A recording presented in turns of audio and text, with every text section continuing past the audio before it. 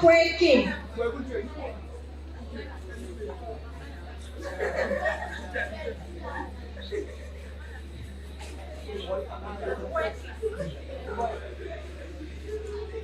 Bro, how you doing? I'm fine. You good? This is what? Poet King. The last poet king. The last Poet King. The last poet king. That's a big title right there. It's very big. Okay, so it's how big it is. Once upon a time, this time it was summer. Grandma alive and sober, but the family is in disorder. A younger had starved an older, wrenched his properties, then buried our brethren. The whole king is sobbing because this murder is equal to a massacre, a holocaust that left us hollow. It was one cold evening. Grandma called her children to a meeting. Death came like a ghost. Grandma herself and her last born, death wasn't invited, but he came all the same because time is an enemy. Life arrives since the first living thing grew breath. The ghost came flashing like light, making eerie noise.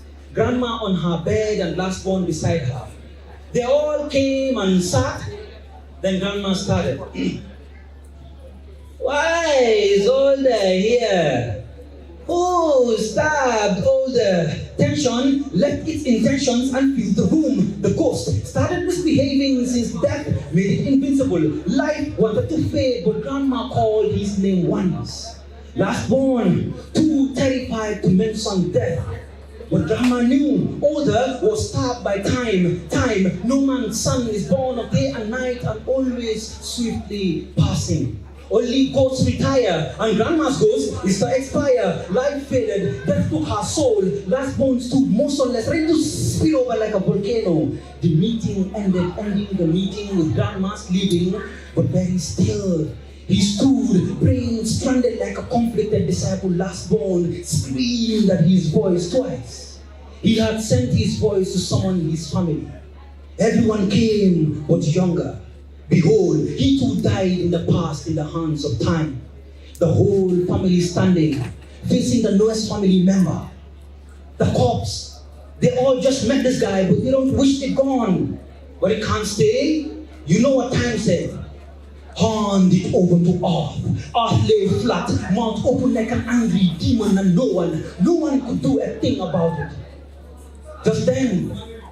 Just then, last born realized the journey only ends when there is another to begin.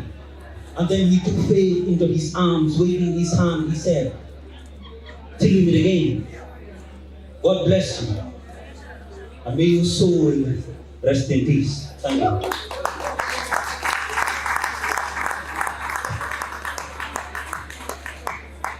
Yes. Touch it one more time, please. And then, anyway, before I proceed with my comments, I just want, if at all, I'm quietness, you know. The noise is kind of, please, when somebody is performing, if at all we can have quietness, because, you know, when a poet is reciting his day, we need to hear what he's saying. But if at all, you know, people are talking from everywhere, then it seems like we might lose concentration. But anyway, last Poet King. The last poet king. The last Poet King. That was a great one. Too bad. I don't know how comes I didn't know you, you know what I'm saying? But you are a great guy. The way you write, I was listening to it, and then the way you deliver too. Your delivery is really, really important, because you were, you know what I'm saying? You were deep into the vibe, the story that you were explaining. Some people can just explain a story which you won't understand where it starts and who's talking, but I can hear everything that you were saying and then how the delivery was. So I want to say a big thanks to you for making it happen, you know. Thanks so much. Bro, you're good. You're good as well. I love the way you rhyme, you do your rhymes, and then I think it's given. And then, you know, really this kind of poems, and then, yeah, can't wait to see more of this, inshallah, in the future. All the best, yeah? A round of applause for her.